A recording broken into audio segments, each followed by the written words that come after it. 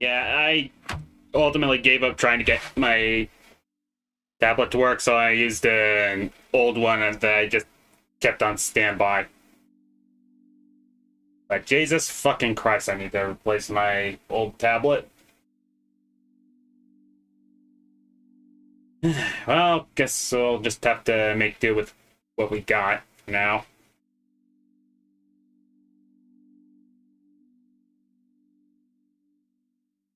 Anyway, anyone want to watch a video just so I can get my mind off things? Yeah, I want to watch a video. This video is brought to you by Redneck Engineer, custom-built gaming PCs and parts for an affordable price. Use code Joshscorcher at checkout for a 5% discount. And make sure you don't have any coupon clipping extensions like Honey installed or I don't get my commission. Thank you! Gary, what happened to you? Yeah, don't trust honey, people. Character development is one of the most essential elements to making an interesting and memorable character. Go figure. So it's all the more frustrating when a story gets it wrong. What's a character assassination? Well, under our definition, it's this. A character experiences a dramatic and unjustified shift in personality that makes them far less interesting. Maybe a hero turned into a villain for a really bad reason. Maybe it was the opposite. Whatever happened, it's the kind of thing that fans of the character choose to ignore when singing their praises. As for the criteria, it's simple. How good was the character originally, and how badly were they ruined? If a character was ruined by one game but managed to get fixed in the next one, they'll be ranked lower. Obviously, characters who are given an understandable justification for changing so dramatically are not included. Let's dive in.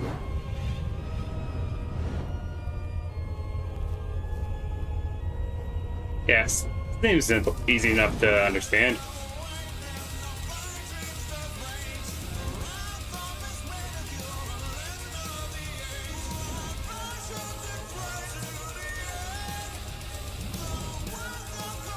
Should also be noted that sometimes writers do this because they want to at least try to improve the character.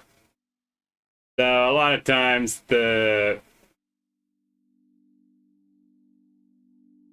it's generally unneeded and the character was fine as is.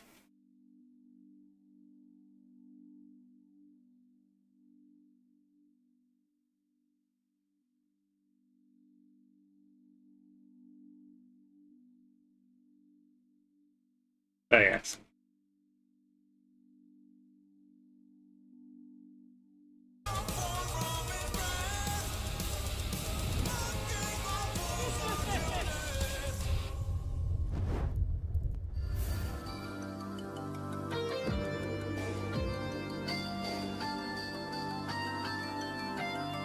Sir, we've just gotten word that a successful assassination attempt was made on a character from a fighting game. Mud of Hylia. Who was the target? Sindel. Do we have ourselves a suspect? Actually, we've already found our assassin. Mortal Kombat 11. Ye gods! Yeah, for those who don't know about Mortal Kombat lore, Sindel, who first debuted in Mortal Kombat 3, I don't know about Mortal Kombat lore. Is surprisingly a good-hearted soul. At least in the original Mortal Kombat time. All I know about Mortal Kombat is that it's gory and the fighting mechanics are kind of mediocre. Alongside her daughter, Princess...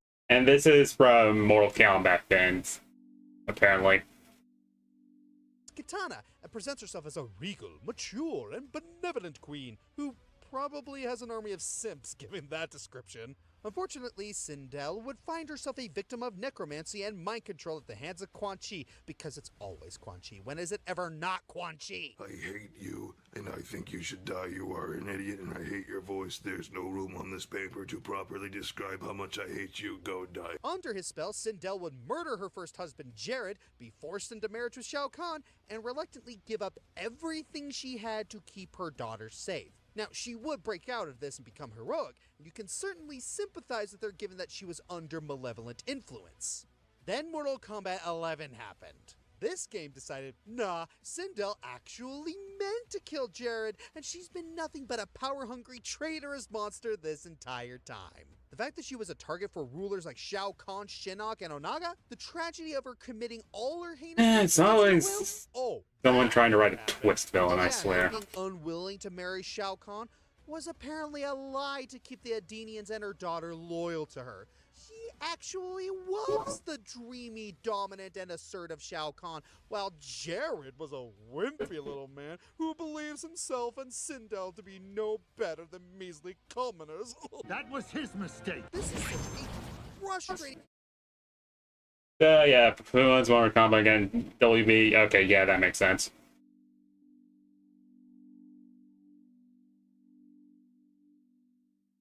Mishandling of a tragic villain. It's ridiculous. It blatantly retcons well-written lore that was already established 30 years ago at this point, turning her from a sympathetic baddie whose actions were the result of brainwashing to a psychopathic simp for Shao Kahn. Thankfully, Mortal Kombat 1 gives us a rebooted version of Sindel that's on the site of good again. But man, what the writers of Mortal Kombat 11 did to Sindel in the original timeline really pisses me off.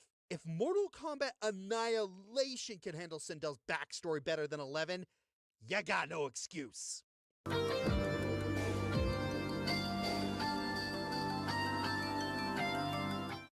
Star Fox Adventures. No one really talks about Star Fox Adventures. You know, except for the obvious. Hello.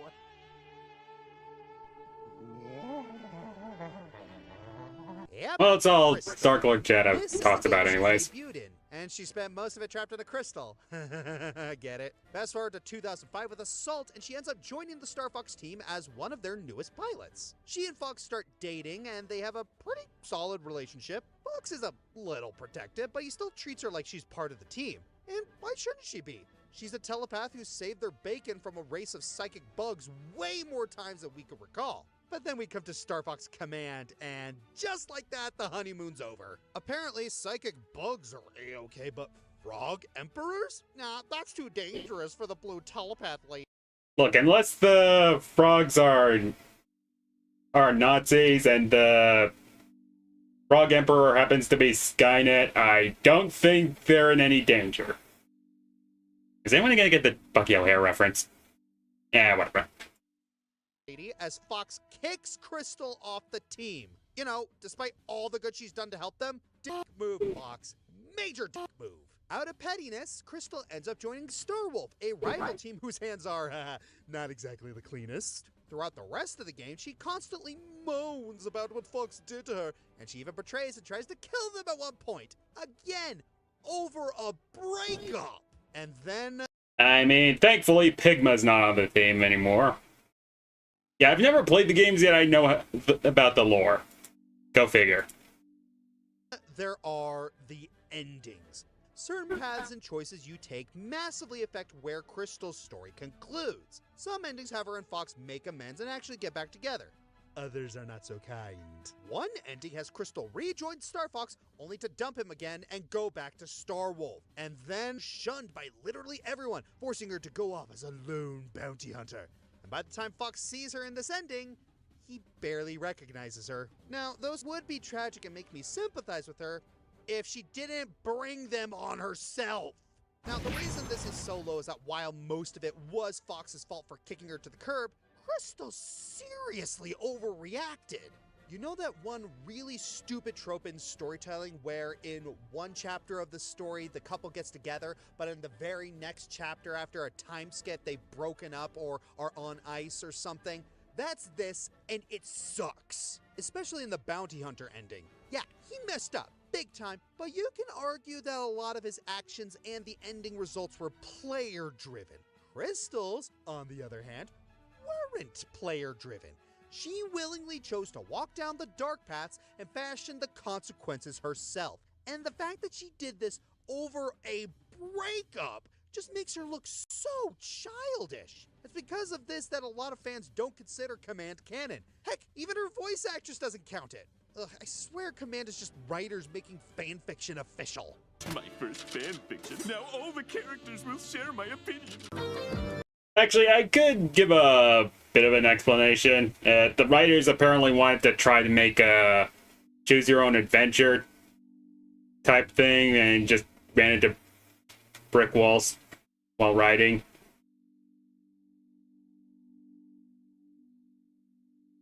But yeah, a lot of them just didn't work out.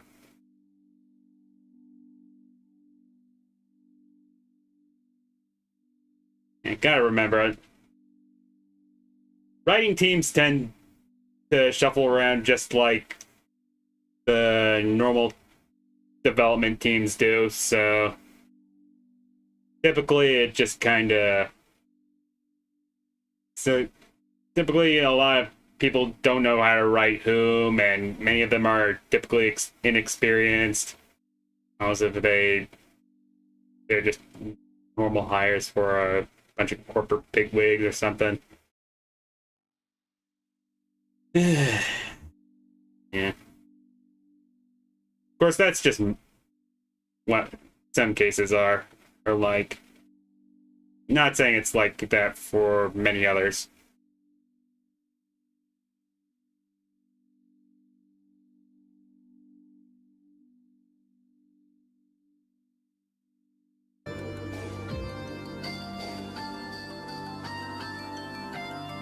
Having tie-in media connected to a major franchise is a double-edged sword. On one hand, it can sometimes be better than the source material. But if you're watching a movie and they reference an event that happened in a tie-in that not everyone has access to, it's gonna feel like a chore to do the research to connect the dots. And there are the times when character derailment happens in a tie-in. Which brings me to Alex Mercer. Quick recap, the real Alex Mercer was a scientist who died during the start of the virus outbreak. This Alex was duplicated by the virus with amnesia and superhuman abilities. He became a hero of sorts, trying to put the pieces of what he thinks are his memories back together. However, it turns out that the real Alex was kind of a prick in all honesty. The original game ended with our Alex having a bit of an existential crisis and leaving to find his place in the world. I looked for the truth. Found it. Didn't like it. Wish the hell I could forget it. Kind of bittersweet, but it showed that he had some bit of faith in humanity and wanted to be a part of it. This is huge considering he was created to destroy it, but then Prototype 2 came around and... Humanity is stagnant, dying. I would give it one body, one mind. What the heck? Oh, if you think that's bad. Infamous, the rival franchise, actually did something similar with their protagonists. Okay, so a bit of backstory. In the first Infamous title, the main character, Cole McGrath, was friends with a person named Zeke. I believe that was his name. I haven't really played it in a while. But then through various bits of storytelling, the mission control was revealed to have had a hidden agenda and also may or may not have contributed to the rise of the big bad of the second game. It was kind of vague. Zeke betrayed Cole because he wanted powers, though I think though he does kinda develop a bit better in the later on, and the story's kind of weird. The game ultimately ends with the big bad of the first game, who is also a version of the protagonist from an alternate future where he didn't train to hone his powers. And it ends with Cole not knowing who to trust anymore, given that Zeke stabbed him in the back, and Mission Control just turned out to have her own agenda for whatever reason, also lying about her marital status with another character. Yeah, it was a very complicated story. Then come the second game, he and Zeke are friends again. And the mission control character is nowhere to be found. And the beast is awake again. They give very little explanation on this. And then it turns out it was actually explained in a comic. Very similar to this. Humanity is completely useless and he'd rather destroy it. Yeah, he becomes just as evil as the ones who created him. He manipulates Heller, the new protagonist for the sequel, to further his own goals to spread the virus. By the way, Mercer was the one who unleashed the virus a second time, so he caused the death of Heller's family. You're probably wondering what all this has to do with my little rant from earlier. Well, it turns out we did find out what happened to Mercer to make him this way. In a comic! In a 3-issue miniseries titled Prototype 2 The Anchor, we see what Mercer's been up to between both games. He went globetrotting to try and restore his faith in humanity. Unfortunately, he witnesses a few too many rotten eggs and has kind of a black and white view of good and evil. Oh, and he got his heart broken by a pretty girl. Because of course he did. How compelling. I mean, sure, I can see a heel turn working for this character, but the way it came about was so forced. Yeah, as you can probably tell, comic tie-ins are a very huge double-edged sword.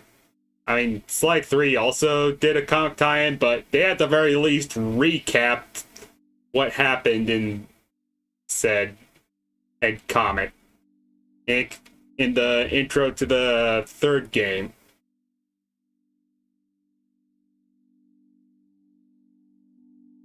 So, yeah. Comic prologues are fucking weird, man. You either get missing dialogue or just missing plot points from the game just shoved in there for no reason. And again, I suppose it could be worse. You have plot points referenced in an unrelated video game for your multi-million-dollar franchise. Yes, I am referencing the time in Star Wars just revealed plot points in Fortnite. Yeah, well, guess what? Some of us don't play Fortnite, so...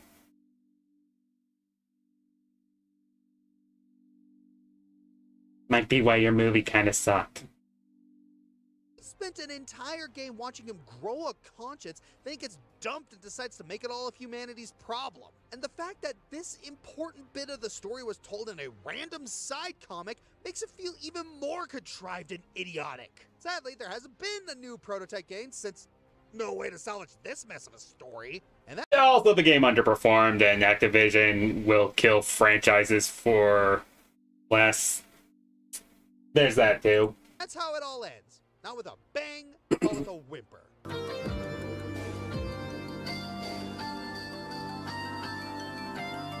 Pokemon's got a wide cast of human characters, and aside from a select few, most of them stay the same in between games. So you wouldn't expect a main villain's entire story to collapse come the updated third release of a generation, right? Well, Ultra Sun and Ultra Moon ended up dropping the ball hard in this case. Sure, we got Necrozma. That's not the issue. The issue is what happened to Lucamine to get to this point. So in the original Sun and Moon, everything in the story revolved around her and her relationship with her kids. Thanks to the double whammy of her husband disappearing into ultra space and that same ultra space containing her new obsession Nihilego, Lucamine is kinda, sorta an insane abusive monster. Specifically, thanks to the neurotoxin flowing through her, Lucamine has become hyper-fixated on Nihilego and to an extent, the ideas of Yeah, and then her husband turned out to be on an island for reasons that are never really discussed until Ultra. And even then, it's only vaguely glanced over.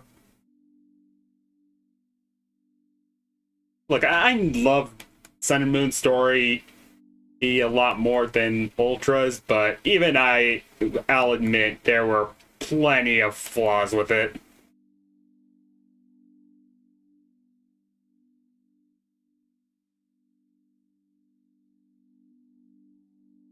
Granted, Ultra just kind of highlighted them a bit more, but still. Beauty. This leads her to emotionally abuse both Lily and Gladian due to them not being beautiful enough and wanting to tear open more holes into Ultra space just so she can be with Nihilego forever. Add to that her collection of cryogenically frozen Pokemon, and you have a recipe for one of Pokemon's darkest villains. How did they screw this up? It's simple. They just changed her motivations to being sympathetic. That's it. She did all that, drove her kids away, forced Nibby to rip holes in Ultra space, and cryogenically froze a bunch of Pokemon forever, but her entire motivation was she wants to stop Necrozma, which makes zero sense given her... Yeah, kinda hard to sympathize with someone who kills kills Pokemon or whatever. Probably could have just edited that out if you wanted to make her more sympathetic. Just saying.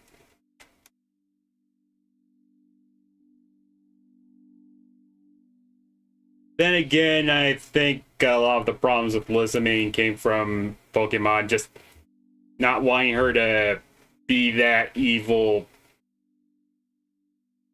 in general. Like, they didn't actually intend her to be comically evil to the point where no one really sympathized with her. And people just felt more bad for Lily, who had to deal with all that.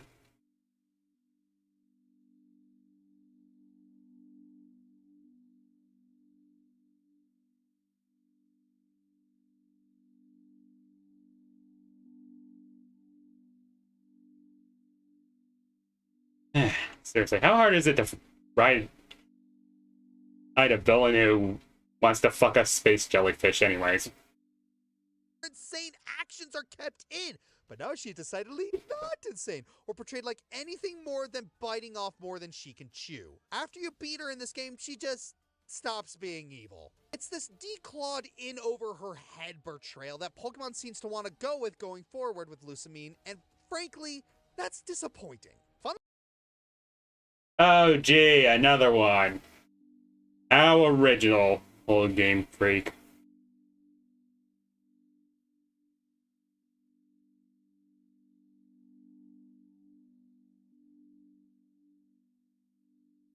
Honestly, a more innovative character would have been a villain who just wants, who actually can control the evil Pokemon properly. Suddenly, it's the opposite problem of Sindel. As an insane monster hooked on neurotoxin, Lusamine was a scarily realistic portrayal of an abusive parent driving away her kids due to horrible coping mechanisms, but it's almost like Pokemon realized that they went too dark with Lusamine and backpedaled way too much without doing enough to separate her actions from this new portrayal. I mean, at least new Lusamine isn't the worst CEO villain who miscalculates the power of a legendary they try to control. Hi, Chairman Rose. Please tell me about the supposed energy crisis in Pokemon of all... Okay, hot take. I know I have this one a lot, but Rose could have at least been salvaged with a minor rewrite. I don't know how they could have salvaged Lusamine. Franchises. Seriously, you have creatures that generate massive amounts of electricity. How is this an issue?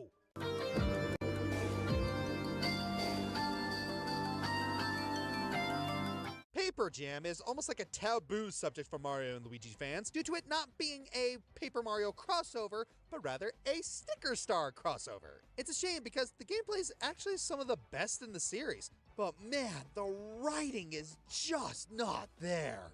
Alpha Dream's natural sense of humor just isn't present. Look what happened to Starlo. Most fans nowadays would doubtless know Starlo as an annoying Luigi hater, but she wasn't always that shallow. Actually, I haven't really played that much of Paper Jam, so I don't really know how much of this of Starlo's character was assassinated, honestly.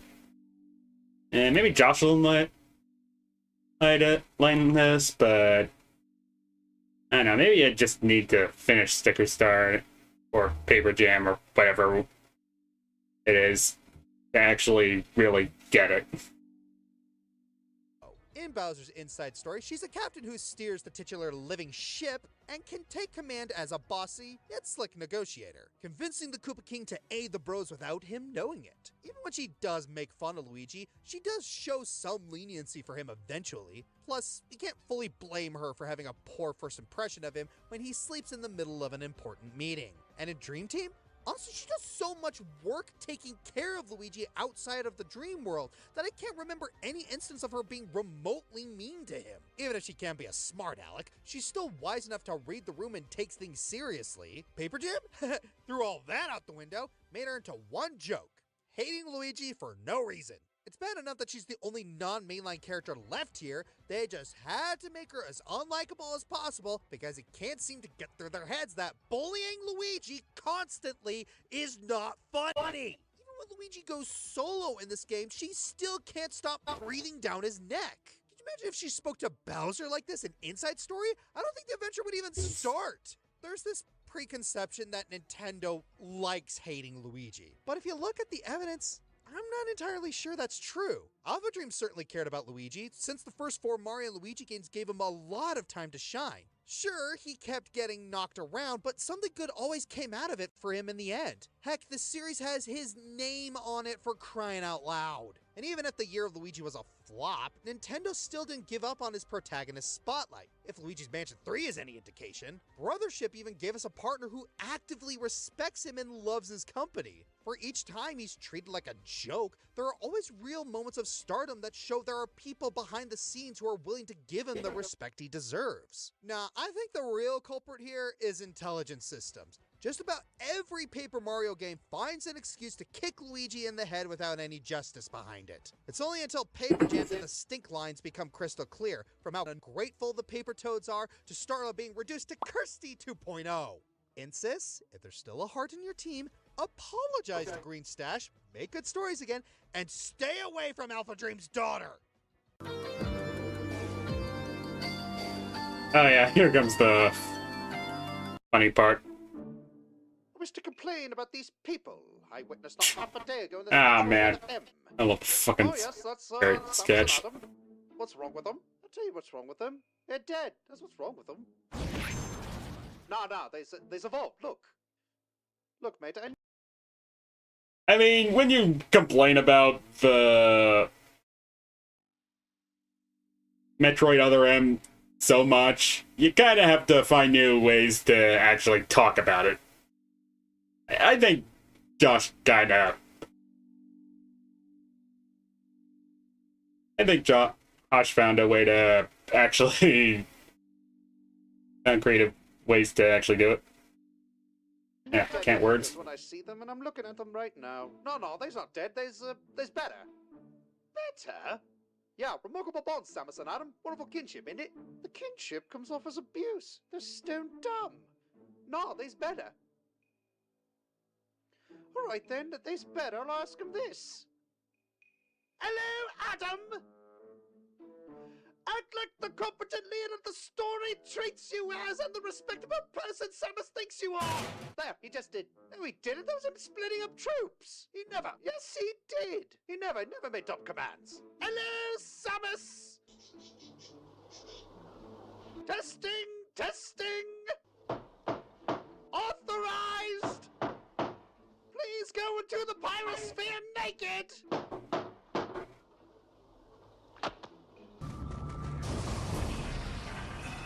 That's what I call some dead character. No, they's hurt. Hurt? Yeah, you didn't get them. Just dealing with issues, Samus and Adam. Real complex. No, look, mate, I definitely had enough of this. These characters are certainly deceased. And when I bought Other M not half a day ago, you assured me that this game would redefine Samus as a fully three-dimensional and human character we would like. Well, you probably just misunderstood.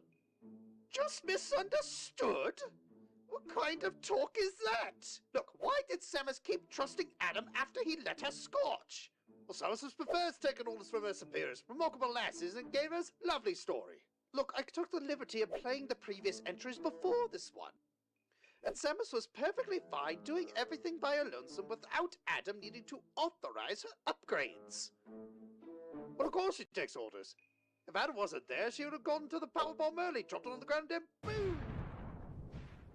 Look, mate. Samus would have boomed the whole place because she's not a dunce. I mean, to be fair, she does kind of blow shit up at the end of every game, so it's kind of a valid argument. Emphasis on kinda. It's bleeding demised. No, it's pining. There's not pining. There's passed on. These characters are no more. They have ceased to be.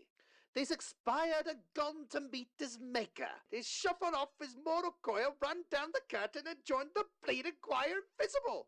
These are ex-characters.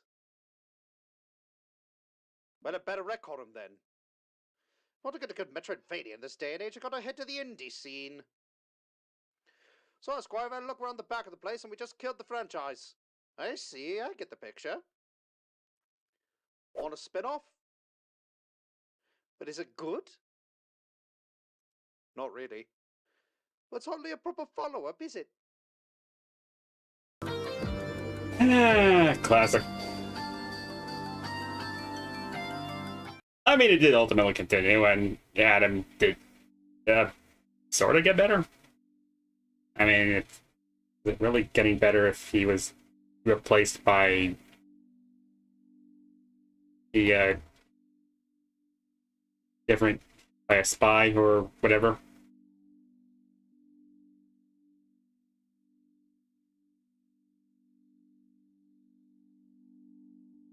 I really need to finish Metroid Dread.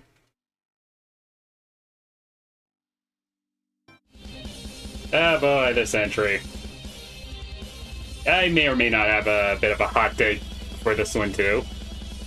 Oh, Penelope, you show so much promise. Between being Sly's second female ally and Bentley's better half, you are destined for great things. It's a shame what careless direction in the name of brave storytelling could do to such a character. She was introduced in Sly 3 as Bentley's contact who fought Sly under the alias Black Baron. Once you beat her, she agrees to join the Cooper gang, offering them her additional expertise in machinery. She shows a lot of interest in Sly that can be interpreted as affection, which makes Bentley jealous. But despite this, she still looks out for Bentley. At the end of episode 5, the two have each other's back as they take down the whole pirate crew. And from that, romance is in the air. By the end of the game, she's stuck around to help Bentley preserve the Cooper legacy, even helping him build a time machine. How sweet. A well-developed couple of two awesome mechanics who fight through high and low for each other. Now let's look at how Sly 4 demolishes that. This won't end well.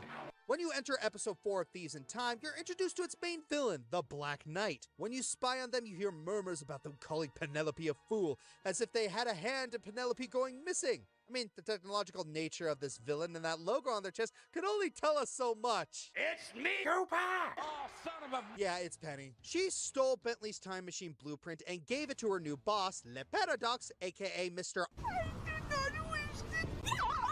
Also, he can erase the Cooper legacy. But why would she do such a thing? Fame and fortune and that her and Bentley's potential are wasted on Sly. Excuse me, what? Okay, this is a bit of a hot take, but I think Penelope's, as someone who actually was also pissed at this very infamous take on her character, I also think this could have been salvaged with a minor rewrite. Like, instead of being motivated entirely by greed or shit, the whole thing could easily have been turned into a Penelope just wanting desperately to get the team back together for another heist, and it being entirely, and this is entirely motivated by just thrill seeking gone entirely wrong. Like, you gotta remember, Penelope was a thrill junkie when they first met her, so that wouldn't entirely be out of the her being motivated by the wanting to get the team together again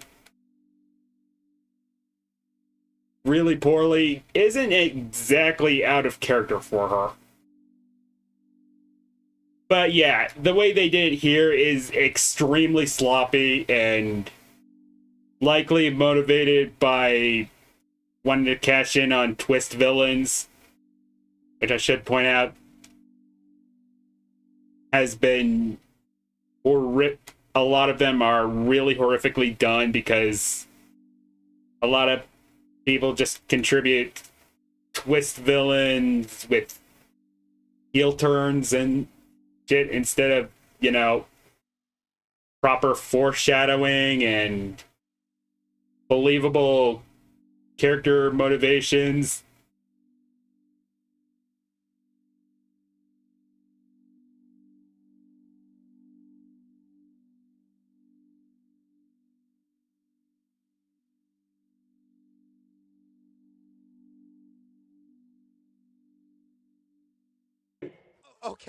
Okay. First of all, bitch, you wanted money? Sly gave you his lifelong family treasure to do with as you please. Where did that all go? This doesn't make any sense. Second, wasn't she going gaga over Sly all across the last game? Sly Cooper fans, remember?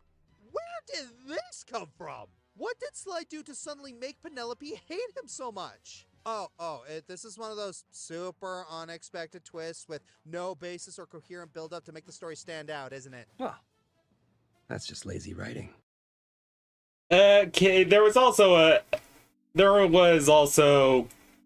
some stories about the development team just making Penelope look eviler and eviler in numerous designs, and just never knowing to just dial that back until it was all too late.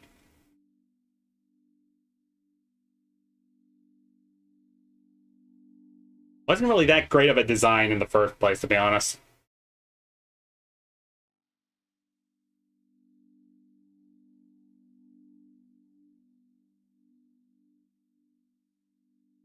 Felt like Folie à Deux before Folie à Deux was a thing.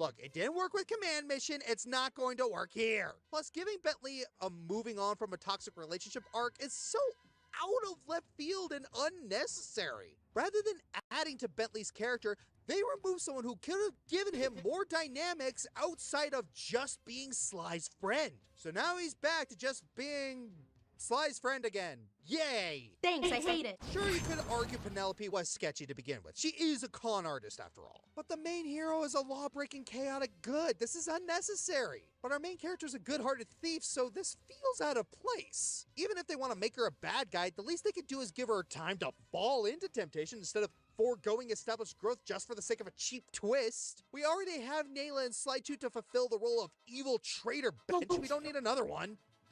What a mess. Considering that the game ended with Penelope escaping captivity, the best we can hope is that she gets a redemption arc in Sly 5.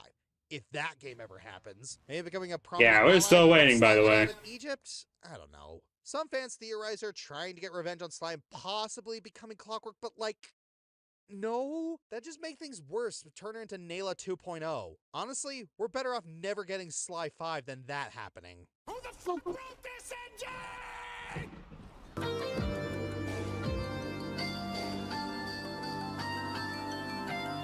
There seems to be an ongoing trend where studios try to give a lighthearted entry in a franchise a more dark and mature tone. If handled with care, it can honestly end up pretty dang good. A masterpiece even. Or it could end up totally jarring and alienate fans of the original. QED, Prince of Persia, Warrior Within.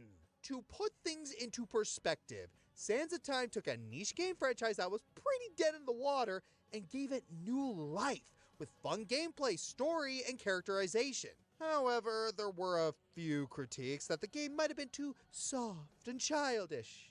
Ubisoft's response? So give it the God of War treatment. They overdid it hard. Like, the gameplay is pretty good, but what they did with the Prince? This one especially hurts because Sands of Time Prince is one of my favorite characters. And one half of my favorite romances. When we first met His Highness in Sands of Time, he was introspective, selfish, and sometimes arrogant, but he always meant well. He had a sharp, playful wit, often displaying humor even in dire situations. Yuri Lowenthal really brought out his expressiveness and growth. He only fought out of necessity, with acrobatic finesse and almost blasé reaction to combat. And the best part, he grew as a character. He learned humility and responsibility, seeking to undo his mistakes. And his relationship with Farah? Mwah! They had amazing chemistry that allowed him to have emotional depth and vulnerability. Warrior Within, however, says not any of that. Gone is the joy, sharp wit, and sophistication. Instead, he goes full edgelord and not the fun kind. He's constantly brooding, aggressive, and cynical with an ice-cold demeanor. His dialogue is gruff and full of bitterness, completely devoid of the charisma we fell in love with. No offense to Robin Atkin Downs, who does a better job in the third installment. But here, too much anger, not enough depth. All the lessons Prince learned in the last game, out the window. Instead of growing further as a hero, he became jaded and self-serving. He's also a complete brute in combat, gruesomely slaughtering his enemies and howling like an animal. Huge departure from the previous one. But bluntly, he's a total... Yeah, honestly, this is really just a symptom of, well, gaming in the 2000s and early 2010s. It's hard to believe nowadays, but back then, gaming was never taken seriously by anybody. Like, at all. And nowadays it's different, but honestly, I think what really made it mainstream was excessive marketing and such. In other words, the reason why the AAA market has so heavily pushed towards the whole realism thing was because they desperately wanted to be taken seriously and ultimately became victims of their own success. Of course, nowadays it's different, but let me tell you, the growing pains are pretty evident. Oh, and his romance. Sad to say, Farah doesn't appear at all in Warrior Within, except for a vision where... Oofta.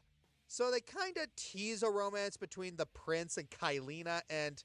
Ugh. Look, maybe I'm just too set in my ways, but there is no spark between these two. The relationship just feels shallow, with little effort to develop meaningful connections and just, ooh, boobies. Honestly, if this didn't directly reference Sands of Time, I would not believe they were the same character. They turned a poetic, fairy tale-like adventure in the Arabian Nights into a grimdark edgelord aesthetic with heavy metal music and excessive violence. This shift was so forced and out of place, and the prince suffered the most from it. It's especially painful because we're stuck with him for most of the game. I really hate the mentality where making a character mature and adult means sucking the fun out of them, because that couldn't be further from the truth. Personally, I'll stick with my funny, emotionally developed, childish prince over the edgy big boy any day of the week. Word.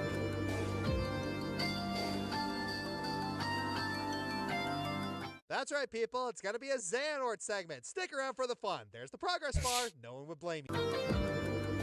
Don't blame. Don't care.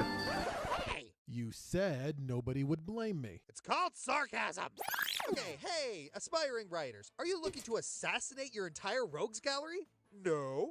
Well, unluckily for you, Kingdom Hearts has provided a 13-step program on how to do so. Follow it closely, and you too can completely wipe out any and all interest your audience ever had in your villains. Step 1. Introduce a perfectly good villain with a solid backstory. Then kill off said villain in a satisfactory way without any indication that they will return. Step 2. Introduce new villains with clearly established motives while hinting at a greater villain they plan to betray.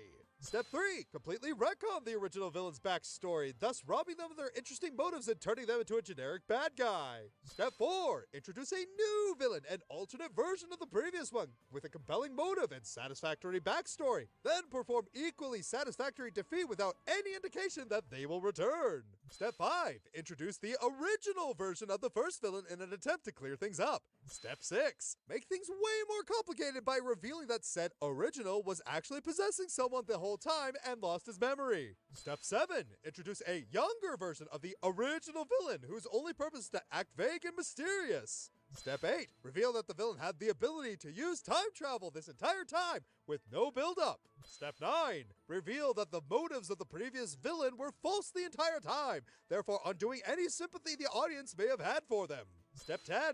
Reveal that the original is back due to lore that was never established or alluded to beforehand. Step 11. Turn the previous traitors into just more versions of the main villains. Step 12. Reveal that the main villain was just a misunderstood good guy the whole time. Step 13. Attempt to expand on the villain's backstory to make them more sympathetic long after the audience has grown sick of them. So yeah, pretty simple. Oh Yeah, side note. Kingdom Hearts fans tend to be the most annoying when it comes to accessibility. They always claim that the story is so easy to understand, or there's easy ways to play all the games. Yeah, here's the problem.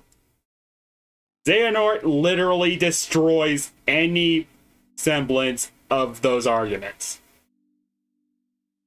And worse yet, Kingdom Hearts fans are 100% aware of this.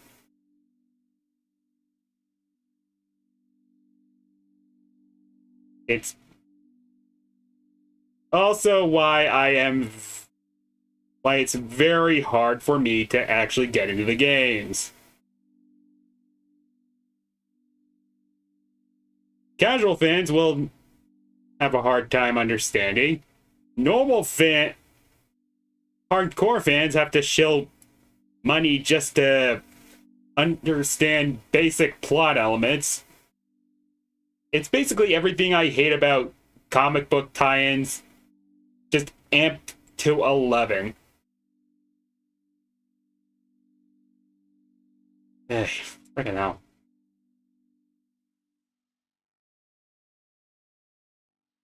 Coming up after the dishonorable mentions, I'll show you how to assassinate your entire cast!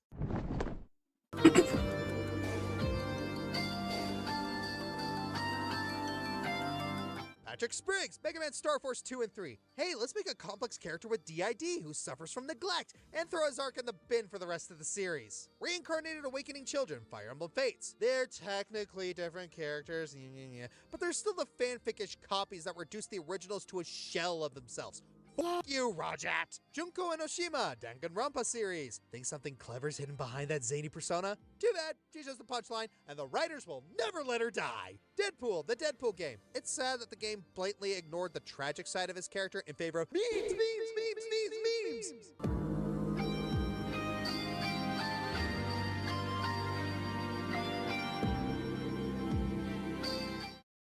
So, the question remains, how do you mess up so badly that the entire cast gets assassinated and flanderized beyond recognition. It sounds practically impossible, like you need some sort of magician to pull it off.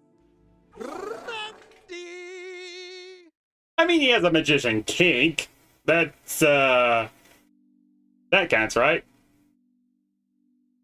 Yeah, I should probably give context to that joke. Okay, there was this one time Randy Pitchford went to, I believe it was a medieval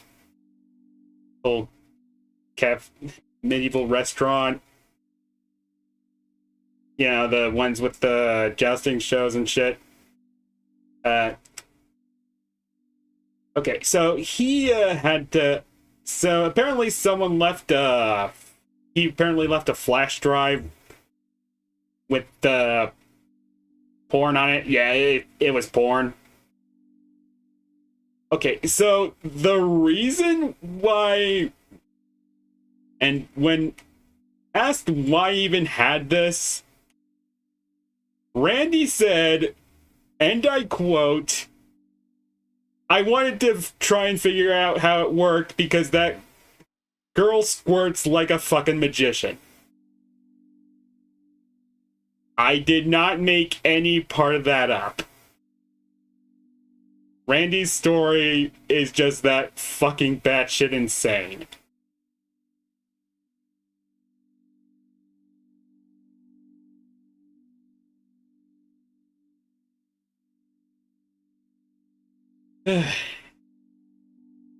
I didn't really...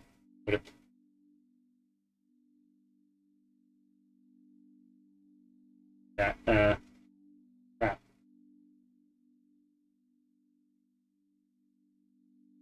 Anyways. Borderlands, just what happened to you? Prior to Borderlands 3, the series managed to blend comedically dark psychopathy with an actually compelling narrative centered around corporate greed, child abuse, and the fact that Pandora is just the worst place to ever exist in. Come Borderlands 3, and everything familiar gets thrown out the window in favor of haha, funny means funny, awkward, self-aware humor. How bad is it? Well, like previously stated, every single character has been butchered. If you know anything about this game, you may have heard that Ava is the worst character in this game. But believe it or not, she's not even in the running for how poor this game's character writing is. Throw her out the window here because she's at least consistent and has an actual character. Okay, let's start at the start of the game. Problems first arise when you meet Vaughn from Tales of the Borderlands. In that game, he was an intelligent, frugal businessman who was forced to adapt to Pandora's Pandora-ness by becoming a bandit. Here, he's an annoying dude bro, constantly spouting catchphrases, and he does not shut up. Then you meet Tannis, who had her comedic insanity and shades of tragedy from being abandoned on this planet to a quirky, little random god scientist who ends up somehow cracking the code on giving herself siren powers, and then gets kidnapped anyway because potatoes. Oh, let's not forget Reese, the protagonist of the first Tales. The man whose entire character arc was to grow past his idolization of Handsome Jack and commit himself to never being a greedy, selfish businessman. And in 3 and Tales 2, he is, guess. Go on, guess. Your first guess is correct. A greedy, selfish businessman whose biggest concern about a death later pointed at his planet is his favorite frozen yogurt stand because jokes. Say goodbye to your favorite Frogurt stand. Not friends, Frogurt, anything but friends, Frogurt. It gets to a point where entire factions of people are completely changed without regard for anything that came before. Remember how the various bandit factions were all completely separate entities, often warring with each other? It could be at least taken a little seriously? Borderlands 3 says, oops, all psychos. They're all generalized into wacky maniacs who blindly follow the Calypsos, regardless of any previous alignment. The planet of Pandora itself ain't even safe. A horrifying death world with various biomes populated by actual settlements trying to survive? It's just all desert now. Okay, in fairness of that one, it's probably just development wanting to cheap out. But yeah, that still kind of sucks.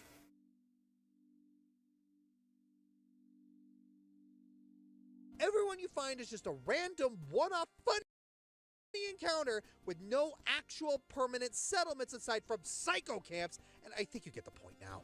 The first set of Borderlands games tried to create a world that was equally as tragic as it was funny. For all the comedic sociopathy in these games, there was an actual attempt to build a believable world that you could take seriously and see develop, and also laugh at things in it. Post 3, all of that was thrown away in favor of dumbing down everything in this franchise to scream at the top of their lungs every unfunny joke after unfunny joke. It's really telling that Tales of the Borderlands 2 was written not as a story to take seriously, but by the writer's own admission as an interactive sitcom. A complete destruction of everything that came before. What happened to the Borderlands series is an incalculable disaster of character writing. I'm Joshscorcher, and... hey, Count. Hi. I used the front door this time. Aw, look at you, finally learning basic etiquette. So what are you here for? Mario Man! Cut! So yeah, that was the top 10 character assassinations. Pretty fun to just wind down with stuff like this.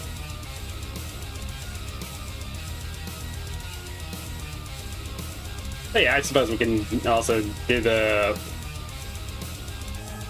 first of the Mario Month videos since that just got plugged.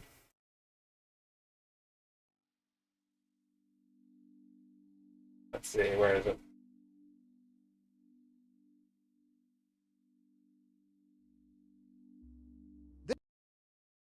There we go.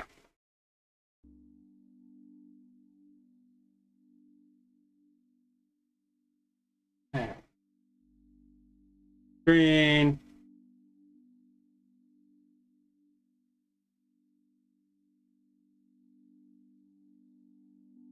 Alrighty. This video is brought to you by Redneck Engineer, custom-built gaming PCs and parts for an affordable price. Use code Joshscorcher at checkout for a 5% discount. And make sure you don't have any coupon clipping extensions like Honey installed or I don't get my commission. Thank you! Okay, here we go. Mario Month. How are we gonna kick this off? Worst games! Are you sure?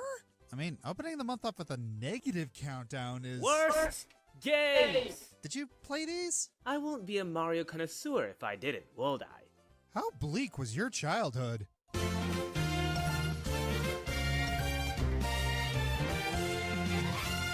It's me, Mario!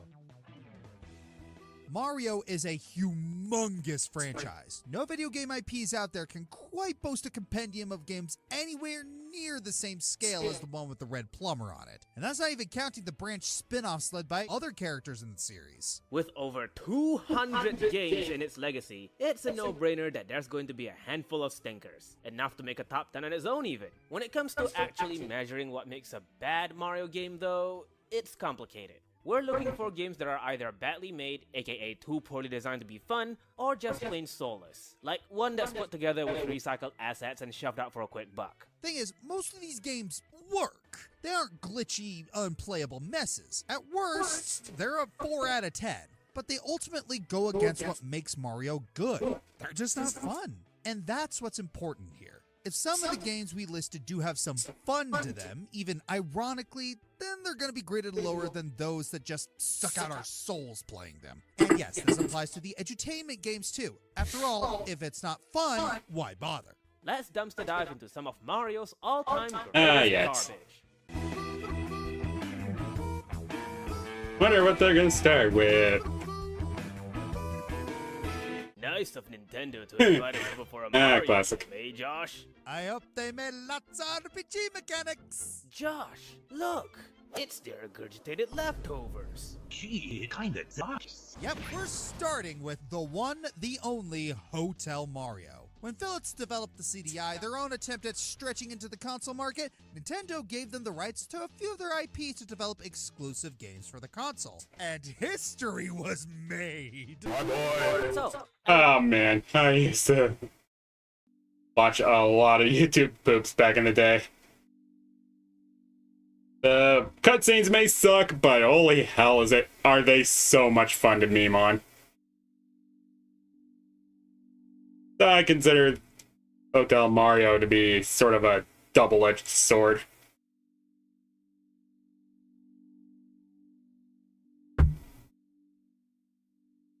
Elephant in the room aside, how does it play? Well, it plays. It resembles more of a gimmicky arcade game than a standard Mario fare. In every level... Yeah, really, Hotel Mario isn't really terrible. It's just unabashedly mediocre. Aside from the cutscenes. And honestly, I think being mediocre is probably the worst crime you could commit as a Mario game.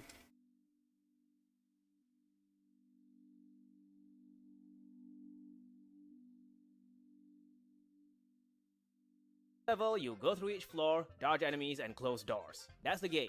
Inoffensive, but relatively unimpressive. But these cutscenes, man, these cutscenes are rough. It's no wonder that it sold so poorly that Philips' licensing deal was instantly revoked, and any plans for future games were canceled. If you wonder why Nintendo is so protective of their games being on other systems, yeah, this is why. It's been one of those days. The silly movements and janky voices definitely gave us a lot of material to swoosh together and laugh at. The game itself isn't even that bad. It's simple but charming in its own off-brand way. Definitely not worse than the Zelda ones. Really, the biggest problem with it is that it's on the CDI, and only the CDI.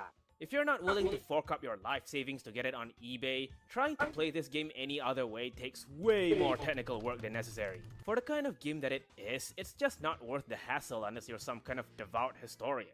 And you all thought you had it bad with Switch 2. The game's cutscenes, as jarring, off-model, and cheap as they are, they're probably the only reason anybody even remembers Hotel Mario in the first place. The gameplay is a big ball of nothing interesting, and all the memey goodness of the cutscenes is available online anyway, and have been remixed and YouTube pooped to the point where actually sitting down to play the game gives you nothing noteworthy. Now for the next entry on the list.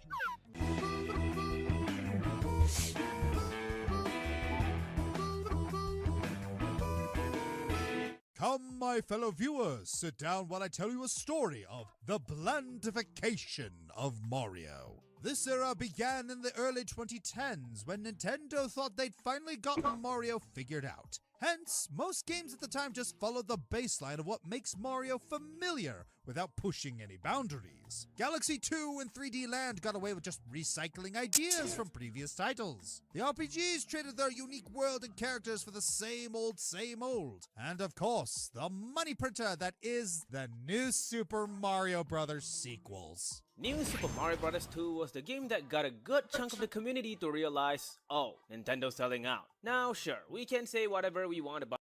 I mean, to be fair, the first new Super Mario Brothers was kinda...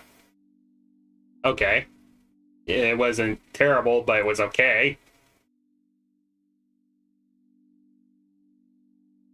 I had fun with it. It's not really, anything right home over, though.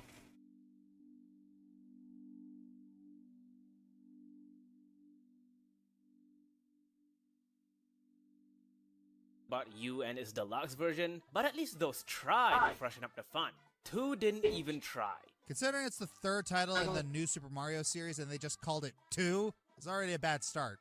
Friggin' liars. More so considering it has the nerve to call itself new when there's barely anything new about it. Over half the level designs are just rehashed from previous better titles. Even the music is just the same thing but with more bass. How original. Actually, it's Pa. It's the same sample they used in Mario 64. Oh, did you know that Umineko also used it? Boss, I'm the obscure facts about Mario guy here. You gave me this line to say! Ouch. I said it in my worst Mario bosses and I'm saying it here. The Koopalings suck.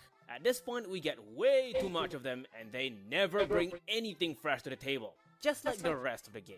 Well, that's not completely true. It does one thing new. Yeah! Quite!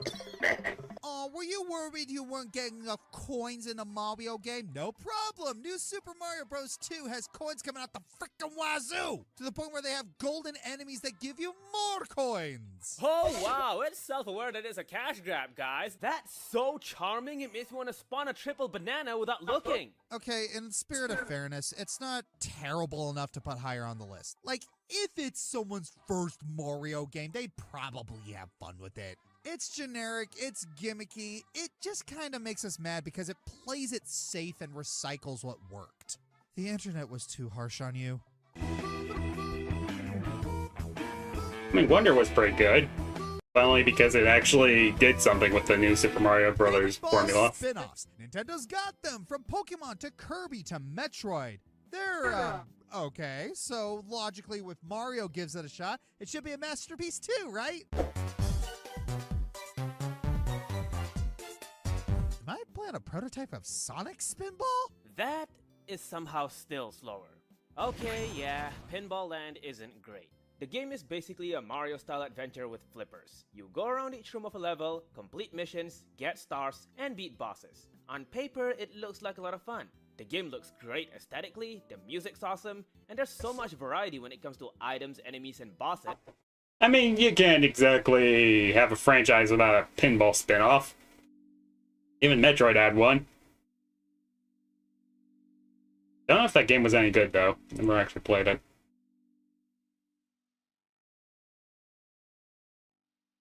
That it came really close to being a great game. Sadly, all it takes is implementing your core mechanic poorly to ruin everything.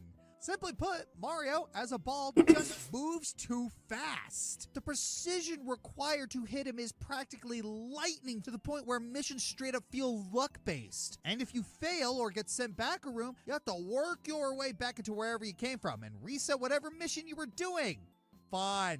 Now fortunately, the game is nice enough to give you a pipe to barricade the pit, but even that didn't stick around for too long. The combination of stiff gameplay and severe penalties just makes the game way more frustrating than it's worth. Oh, you bet it comes together in the boss fights. While Petey and Toot and Koopa are simple enough, King Boo, Porcupuffer, and Bowser make you juggle a lot of mechanics around on top of the cheap penalty. Personally, I do have a bit of a soft spot for this game. I don't think a pinball adventure game is completely dead in the water as a concept. The game felt like it only needed to be tweaked a bit for it to be a good one. That aside, I am charmed enough by it to complete it and get every single star as a kid. You were way too patient. Not really. I'm just always at peace when playing games that got my interest back then. Surely you can relate. Hey, that's not exactly the... Okay, it's exactly the same.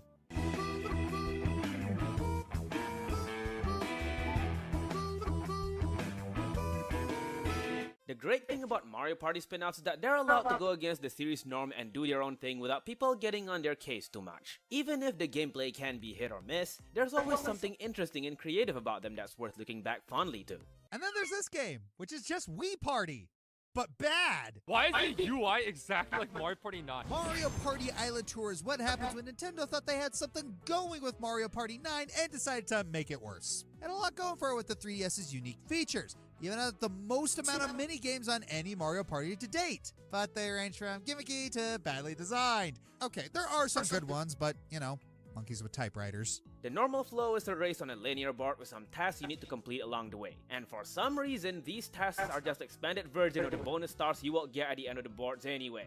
Why did they make a fun bonus into a tedious chore? There is literally a board where you need to land on specific tiles the most. And I thought hunting sombrero guys in paper jam sucks. Bye.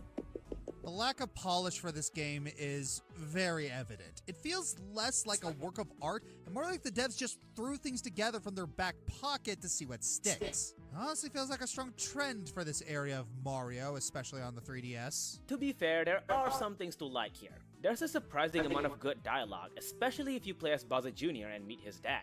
Also, the choice's voice is just a riot. Take linear levels, boring minigames, and questionable design choices, and you get this mess. Even Final Fantasy XIII fans will have a hard time defending it. But at least they didn't give us a Mario Party with just minigames, right? Right? Foreshadowing is a literary device.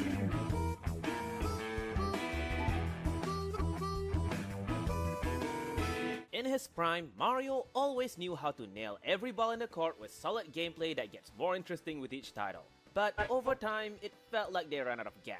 Not so much that they were terrible, but they just kind of fell apart.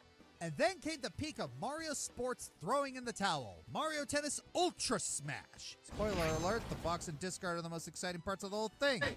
I mean, it did give us a really good Scott the Woz episode. I'll say this, the graphics look nice at least. And that's all we really can say because the rest of the game is a big ol' nothing sandwich. No extra modes, no boss fights, nothing. There's barely any difference between the arenas other than the colors. How thrilling. And the big gimmick here is the big gimmick. Mega Battle Modes made you a Titan in the court, and that's it. Seriously, look at some of the other Mario Tennis titles. The Game Boy Advance version had mini-games, and 64 gave us Waluigi! Heck, the Game Boy Color title had a story mode and RPG mechanics. Let me repeat that. Game Boy did more than this high-budget modern console title. Oh yeah, the Game Boy Mario sports games. I actually played the golf game back as a kid, and I actually really fucking loved it. From what I can tell, the Mario sport titles from the Game Boy were actually recycling different RPGs, though don't really know which ones they were, so take that information where you will.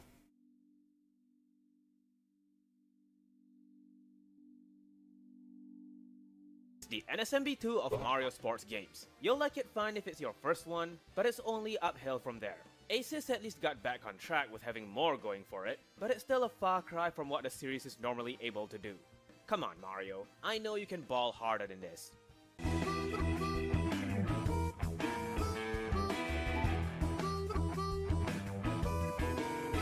Pop quiz. What do you think of when you hear Mario Party Top 100?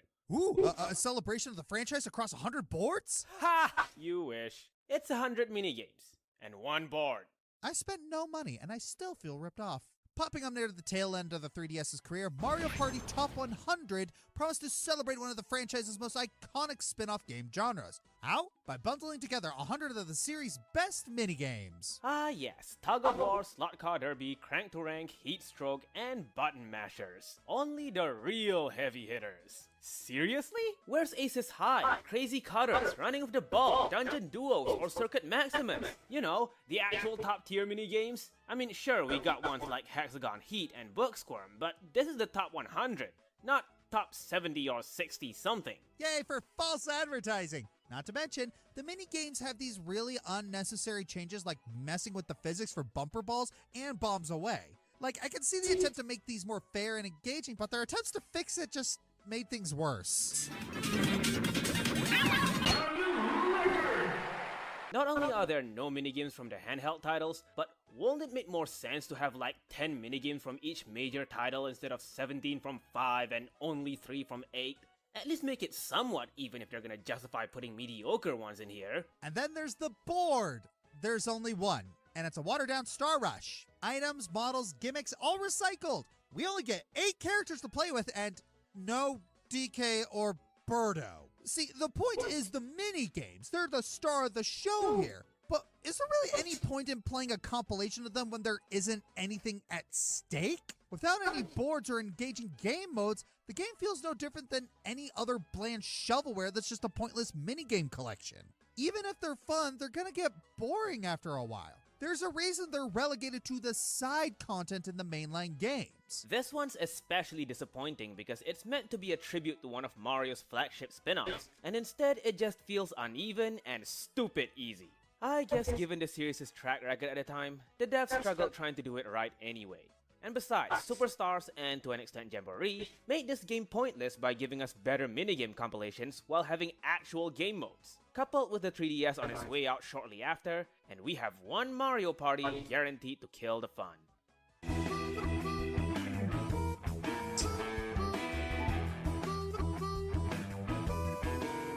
Hey Count, it's time for your decade supply of Mario's early years! Help me!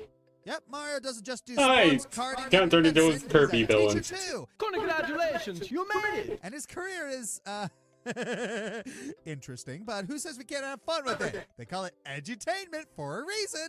Look at Early Years for one. It teaches you colors, numbers, and letters, all through a chock full of exciting game modes like clicking on random crap or headbutting objects while characters pop out of nowhere and cheer for you. I like your choice. What the f is that? Oh, that's just one of our incredible selection of cheerleaders like Creepy Dwarf Goomba, Bowser holding an ice cream, Koopa Troopa, And a slim fit condom. Floating Heads, some guy, Oh, the boss and spotted. a flower. Why do they look like that? Good question. Studies show that kids are surprisingly tolerant of the uncanny valley compared to adults. Hence, the art director never had to worry about letting a mishmash of art styles, bizarre sprite work, and robotic voice lines make up the whole aesthetic of the game. I thought it's the opposite. Hey, they hired child development specialists when making this game, so it just works, okay? The only people who enjoy this are adults on acid. Well, you must have taken acid to start. Okay, to be fair, with apparently child development specialists' knowledges back then were pretty limited, so could be different nowadays. Although I do believe the kids' tolerance of the uncanny valley, he does kind of ring true. I mean, let's face it, they have very active imaginations. It is now the realm of possibility.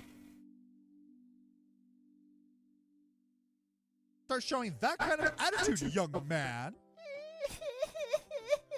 Oh, don't cry, little shaman. Uncle Josh has enough low-hanging fruit to feed your entire life. Ari, bring on the DOS versions. Count's hungry.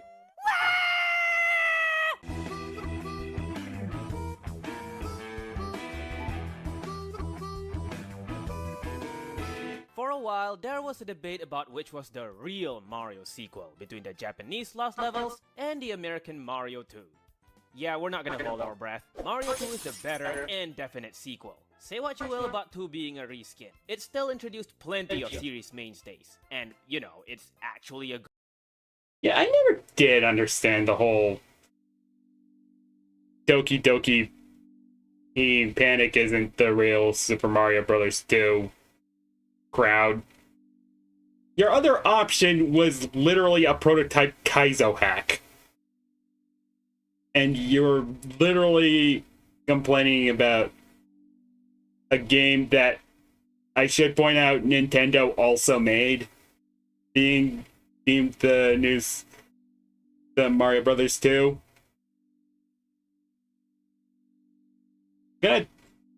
Should I also remind that crowd that if the Lost Levels actually did come out in the States, the game industry would never have recovered, like, at all.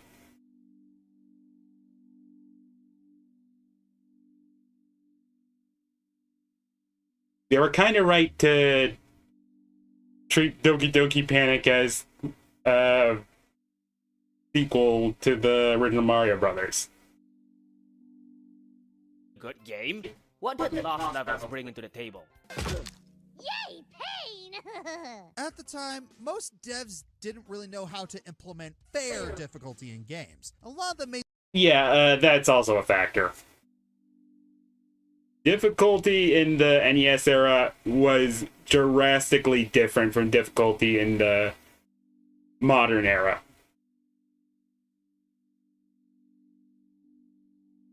I should also point out that our concept of what hard in a video game actually looks like was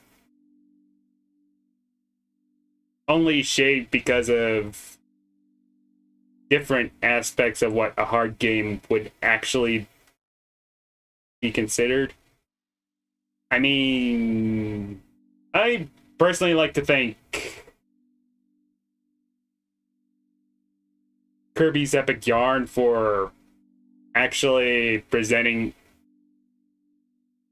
being that type of argument for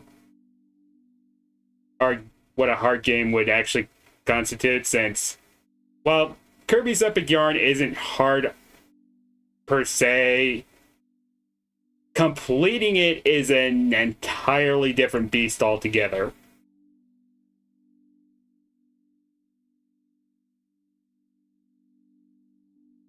Man, I really need to play Epic Yarn sometime. There's some really good things about that game.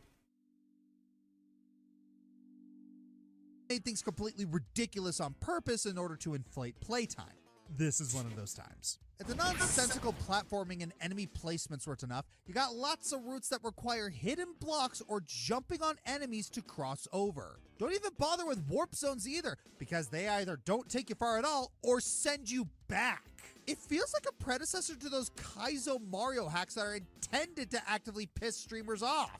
And it's not like it tries to ease you into the difficulty either. The first mushroom you come across is an instant death trap. While obvious in All Stars, it barely looks different in the original.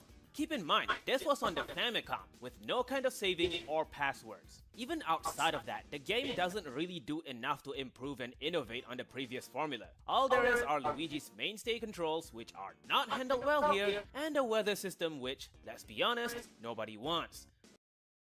Yeah, sure, you can argue that Mega Man also recycled assets, but Mega Man was a yearly sequel machine,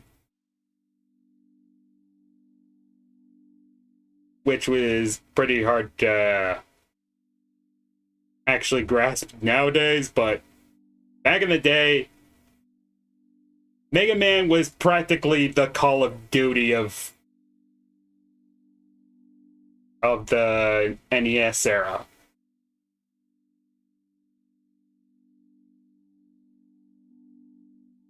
Won't be a problem if the levels actually supported these mechanics, but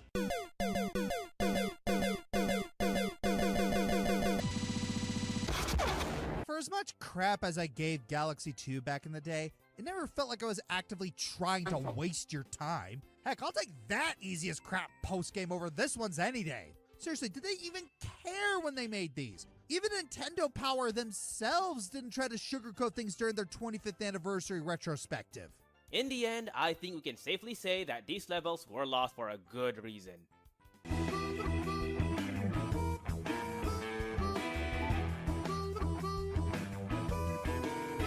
Early years definitely shows that Mario doesn't do edutainment all that well. So if you can't even count on Mario to teach you numbers and alphabets, how the hell is he gonna teach you history?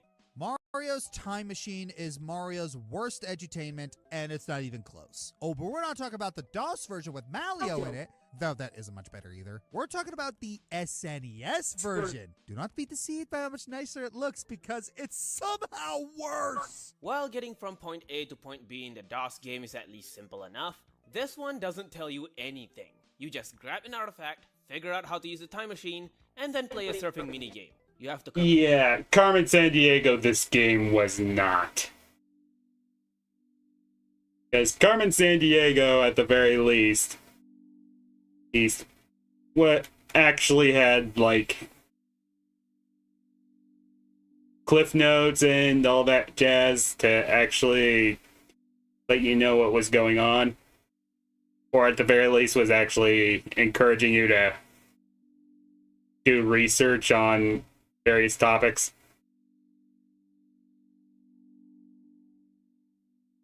I mean, the whole game was basically a roleplay of you trying to catch a spy, so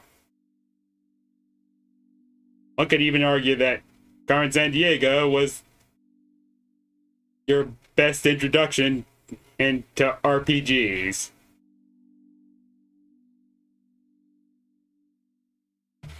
Yeah, I went there.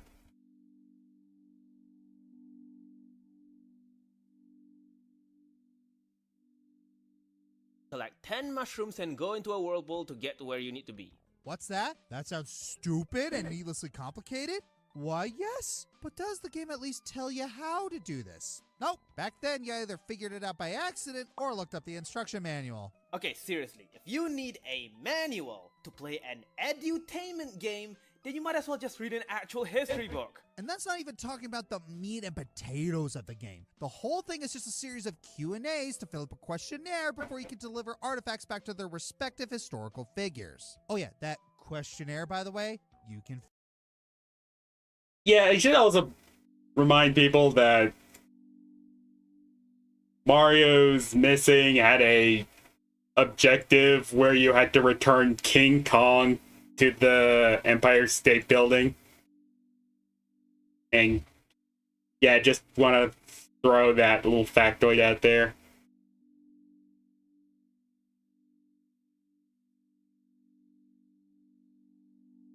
Fail it. And just to make it worse, each question has a monument of answers to pick from. If you can't figure out how to play the game, then good luck not dying of boredom brute forcing it with all these safeguards intact. Probably still better than dying of boredom playing the game properly. But oh, even those potatoes are small compared to what comes next. You wanna know the worst thing about this game? The real reason it's this high?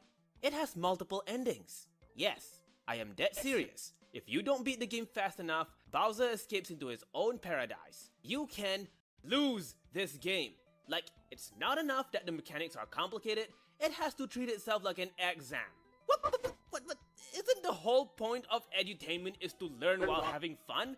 How is this fun? How is demanding that you beat a game with 15 10-question questionnaires with 100 answers per question to choose from as fast as possible fun?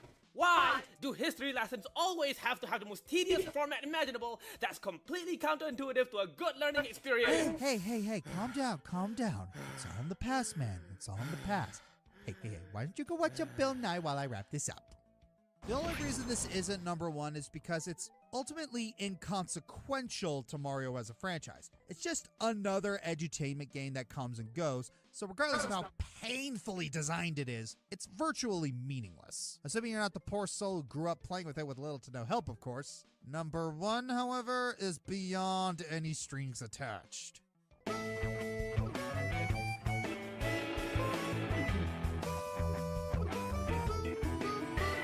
Mario Tennis Virtual Boy would have been a serviceable prototype for the series' future if my eyes weren't burning looking at it. Super Mario Party, Switch.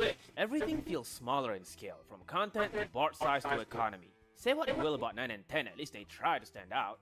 Mario is Missing, SNES. Sure, some of the stuff it teaches isn't even correct, but the serene atmosphere made it oddly pleasant? Mario Kart Tour, mobile. The release version would have been on the actual list. Thankfully, the content it's got now has long redeemed it. Mario teaches typing DOS. Pretty meh for an entertainment, but it did give us Mario Head, for better or worse. Mario Strikers Battle League, Switch. You know, Mario actually made me care about football. It's a real shame that couldn't last. Did you just call soccer football? Americans.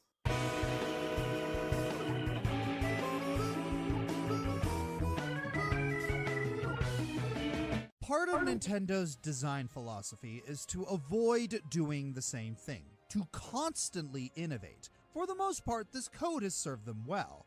However, there's a major flaw.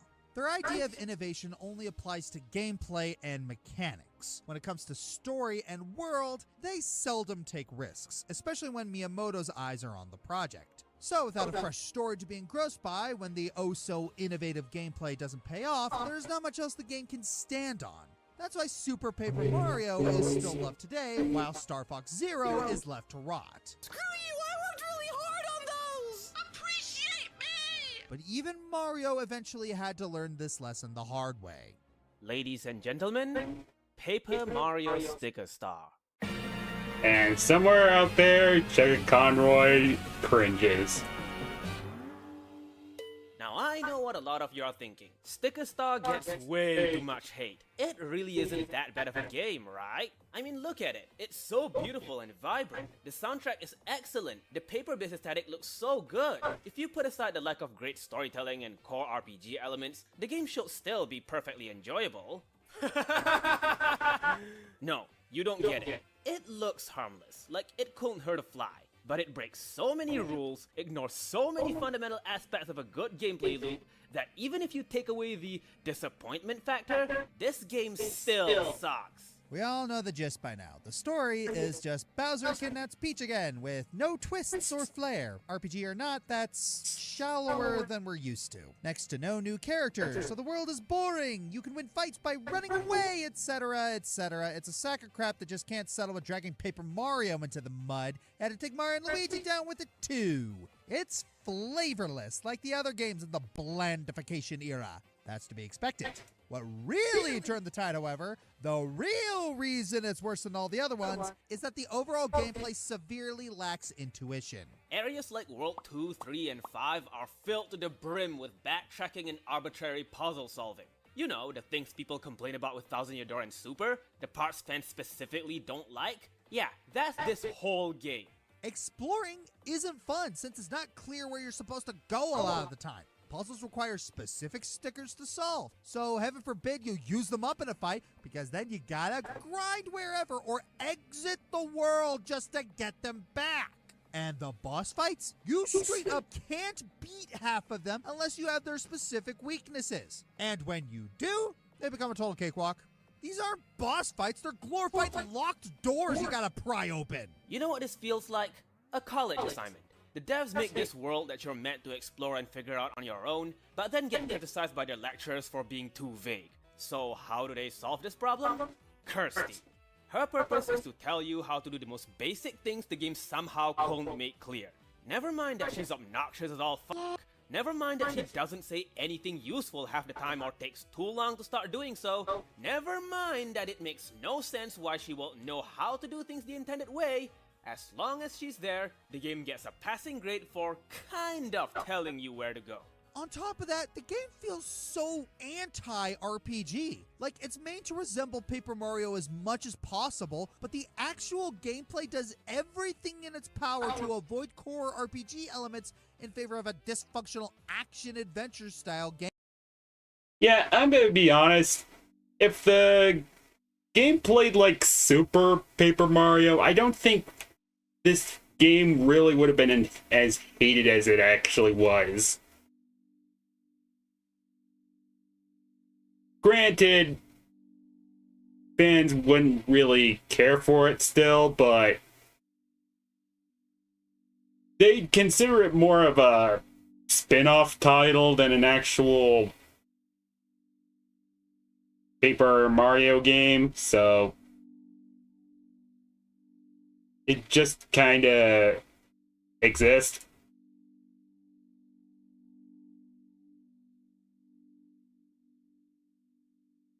But of course, that's not what happened.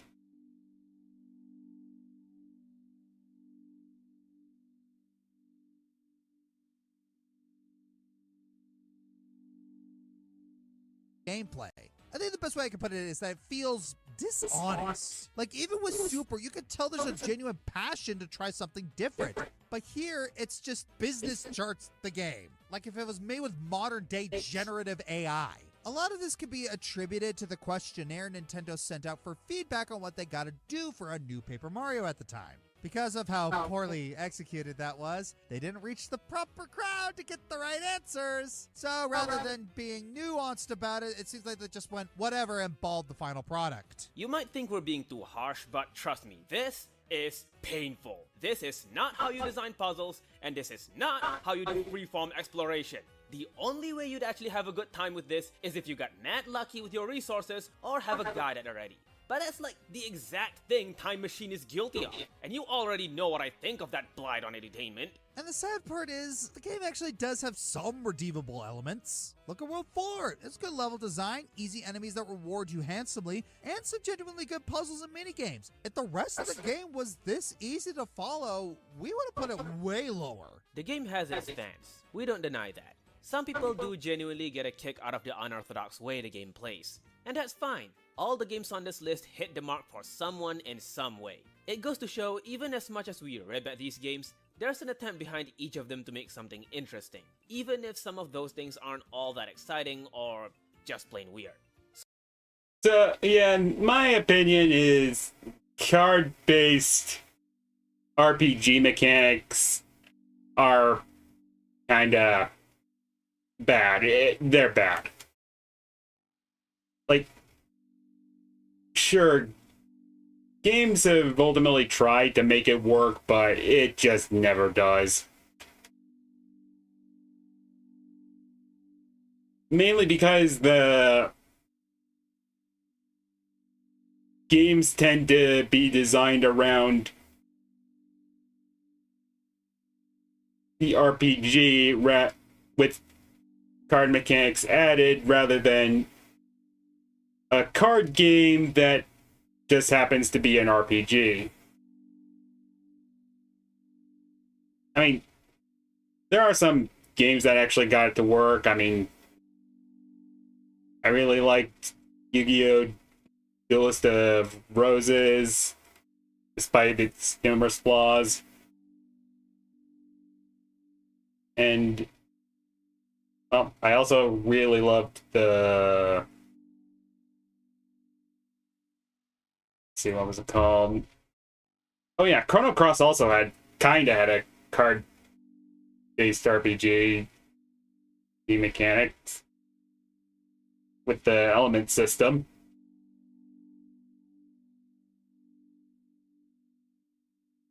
Probably one of the few times it actually worked, and ironically enough, it's probably one of the wasn't really was trying to streamline having like several characters in the game at once. Like, I didn't think any of them have including arcs. But say la bit. But yeah, needless to say, card-based RPGs tend to suck.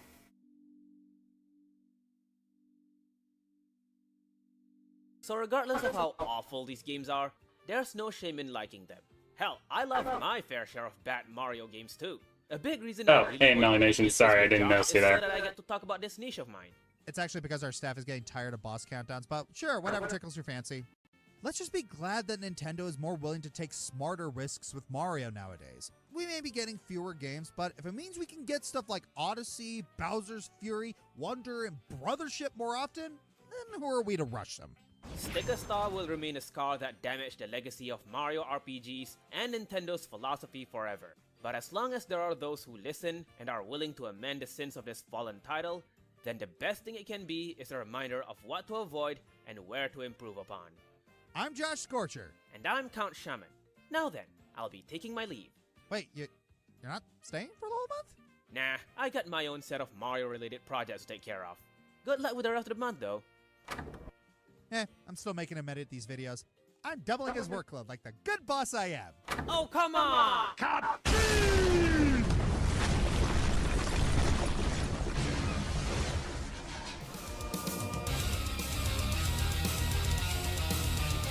So yeah, that was the Joshscorcher's top 10 worst Mario games.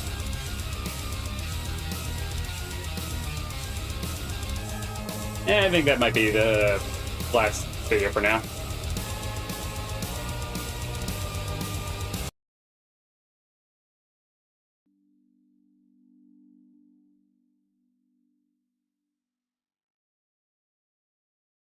I muted the wrong thing. Damn it.